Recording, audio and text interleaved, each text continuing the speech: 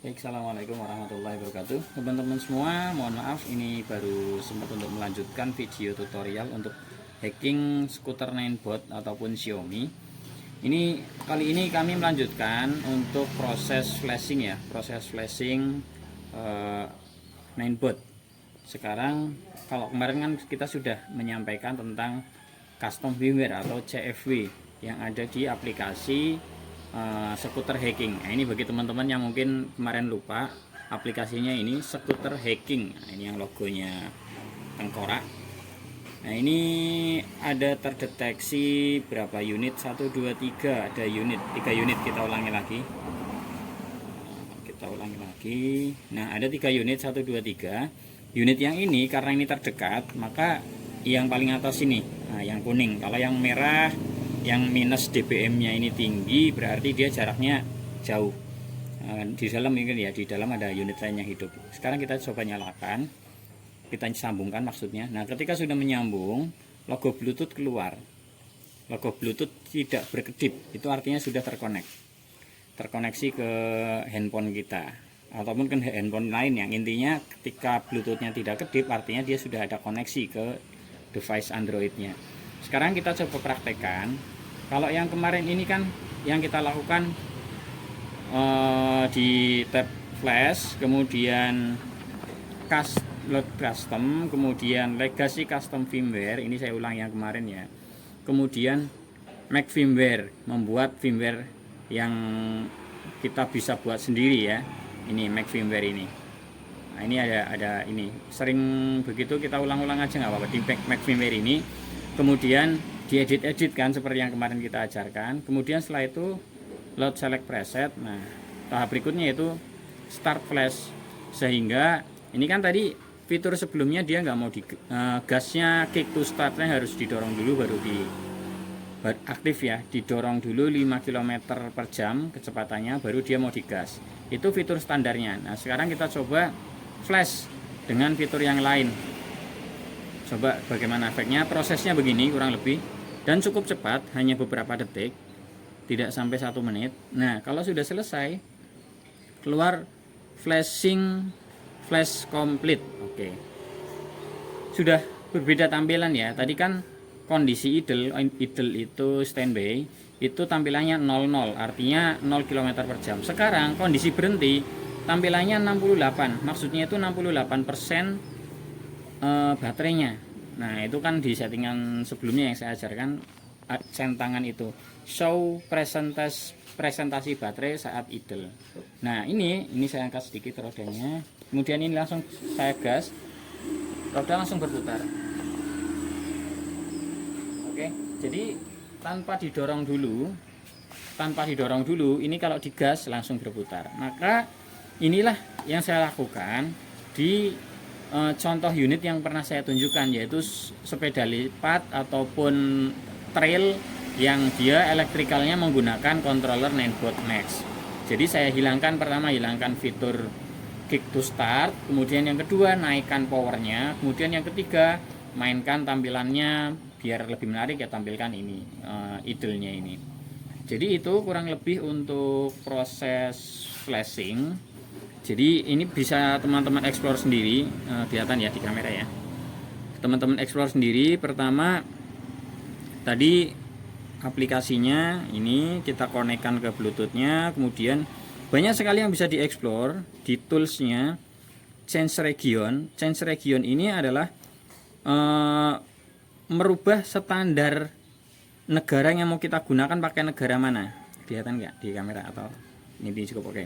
Nah, misal teman-teman nggak mau merubah settingan aneh-aneh, hanya pengen kecepatannya lebih tinggi, itu cukup merubah pakai region itu maksudnya negara ya, karena masing-masing negara itu aturannya berbeda-beda. Misal di Eropa itu maksimal skuter begini itu hanya 25 km per jam, termasuk di Indonesia itu sebenarnya unit begini itu memang belum tegas aturannya, tetapi akhir-akhir ini sudah mulai ada penerapan aturan maksimal 25 km per jam. Kalau di Eropa sudah ketat. Nah, kita gunakan aturan US kalau nggak salah ya, atau pakai speed boost. Mana speed boost? Nah, ini speed boost. Speed boost ini otomatis kita pakai region yang kecepatannya paling tinggi. Kita angkat. Oke, ini 60 km per jam karena sudah ada settingan ukuran rodanya kita besarin. RPM-nya sebetulnya sama.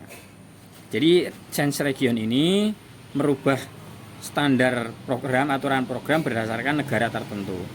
Kemudian ada fitur lock, itu untuk pengunci. Always active tail light itu lampu belakang selalu on dan lain sebagainya ya. Jadi ini fitur-fitur yang teman-teman bisa explore sendiri lah. Tampilkan kecepatan sebagai mph, bukan kilometer per jam tapi mph. Ini coba aja nih. Nah, dia tampilannya berubah nih jadi mph, mil per hour. Sekarang saya rubah lagi. Nah, dia berubah menjadi kilometer per hour dan lain sebagainya. Kemudian berikutnya gears level ini juga bisa dimainkan lewat sini. Mau medium, high atau strong. Kemudian flash ini tadi yang kita lakukan, bisa load custom, bisa load from repo. Apa itu load from repo? Load from repo itu ini memang kadang pencetannya agak ngeheng karena ini aplikasi pihak ketiga ya, jadi kita selalu mengikuti perkembangannya. Kadang minta update, nanti ada tampilan lagi yang berbeda lagi. Nah, ini contoh ini load from repo nya kadang susah dipencet. Jadi load from repo ini adalah menyetandarkan 3 firmware yang ada di unit ini. Firmware-nya sekali lagi seperti yang di materi sebelumnya sudah saya sampaikan, ada firmware BLE itu dashboard, kemudian yang kedua DRV itu controller, kemudian yang ketiga firmware BMS itu firmware yang ada di baterai. Ketiga firmware-nya itu bisa kita utak-atik, bisa kita rubah atau standarkan di sini. Kita ini dulu, firmware repo unavailable, please check your internet connection. Oh, saya lupa, ini masih mode pesawat, mohon maaf. Ini masih mode pesawat, saya hidupkan dulu. Nah, load from repo ini saya izinkan dulu. Oke, bentar ya, tunggu bentar.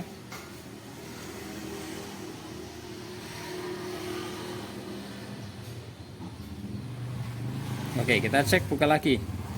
Nggak apa-apa, kita ulangi lagi karena ini juga saya sampaikan apa adanya biar suatu saat teman-teman tidak bingung kalau menjumpai hal serupa. Flash, load from repo. Nah, ini load from repo itu ada 3 pilihan nih, BLE, BMS, kemudian DRV. Misal BLE nya mau kita standarkan pakai 110 misal, itu ada seri aja ya. Mau pakai seri manapun itu apa namanya sama saja, hanya saja mungkin berbeda fitur. Tetapi kayak gini perlu beberapa kali coba. Bahkan kadang aplikasinya minta diupdate dulu, aplikasi skuter hackingnya ini. Jadi memang perlu dipraktekkan. Nah, ini contoh nih, ada flashing file, flash gagal, peringatannya terlalu banyak percobaan. Jadi terlalu banyak percobaan juga dianggap satu membuat gagal ya. Tapi tidak apa-apa, kadang nggak perlu kita close, langsung kita coba lagi pun mau. Ini kita izinkan untuk di downgrade. Dan teman-teman nggak perlu khawatir merusak unitnya. Karena apa? Yang kita lakukan di sini adalah ngutak-ngatik firmware. Yang mana firmware aslinya itu bisa kita kembalikan ke semula. Jadi tidak usah khawatir unitnya akan rusak. Maka saya berani menyimpulkan bahwa unit Ninebot ini adalah unit paling canggih yang masuk ke Indonesia. Dibandingkan dengan motor listrik merek apapun. Ini paling canggih ini. Karena apa? Motor listrik yang paling canggih sekalipun di Indonesia apa coba mereknya? Itu firmware-nya kan paling ada di ini saja, apa namanya? Nggak sekompleks ini. Jadi ini meskipun simple, kelihatannya sederhana gitu ya. Tapi secara kecanggihan ini sudah seperti miniatur mobil ya, miniatur mobil listrik, kecanggihannya, interface-nya, ada fitur-fiturnya. Jadi kita mempelajari ini penting sekali. Nah, ini flash complete, oke. Setelah saya flash tadi firmware-nya, BLE-nya saya turunkan jadi versi 110, maka sekarang tampilannya sudah berubah lagi, berbeda lagi nih. Tampilannya 0. Tadi kan tampilannya 65% menunjukkan baterai ya. Kemudian fiturnya oke, sudah hilang. Sudah kembali seperti serupa. Saya gas, dia nggak respon. Harus didorong dulu dengan kecepatan 5 km per jam baru bisa diaktifkan. Kemudian oke, untuk aplikasinya itu saya rasa cukup. Teman-teman tinggal explore sendiri. Kemudian aplikasi berikutnya itu M365 Tools. Nah, ini. M365 Tools yang logonya seputar begini. M365 itu sebetulnya adalah serinya Xiaomi. Tapi karena Xiaomi dan Ninebot itu satu pabrikan, maka dia sama-sama support. Kita konekkan. Dia sudah connect. Ciri connect sekali lagi ciri-cirinya Bluetooth-nya tidak berkedip. Kemudian di sini mirip seperti tadi, tetapi aplikasi ini saya fungsikan khusus. Meskipun ini ada fitur apa namanya sama ya, untuk nge-flash juga sama. Tapi saya lebih banyak memanfaatkan aplikasi ini. Itu fokus ke tab baterai, tab keempat. Di sini detail menunjukkan kondisi kesehatan baterai.